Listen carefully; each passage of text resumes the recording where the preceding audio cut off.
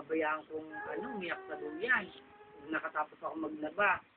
Nakatulog na siya sa duyan. Napakalambe. Gigising na naman. Paliliguan ko, tsaka tulog uli na naman siya. Puro tulog sa duyan ginawa niya. Mabi. Tapos sa gabi, dede. 8 beses yata. Hindi siya natutuwa. Si Marian, hindi yan Ganda ng mata. tulog. Titignan yung mata. Sinasunod mo kami kay Jay. Karang magsalita Ayan, yung ganyan. nasambay dede mo. Hinahanap na kili-kili daw yung dede. Hindi kita inaano Dede raw sa dede. Makapalo ka naman, akala mo naman, ikaw nga pagka Aray ko. binapalo mo siya. Inaano ko ba siya? Kay nananabunot dyan. Nanabunot. Diba?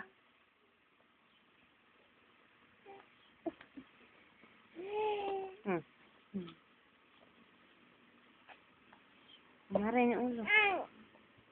Haba naman yung labi.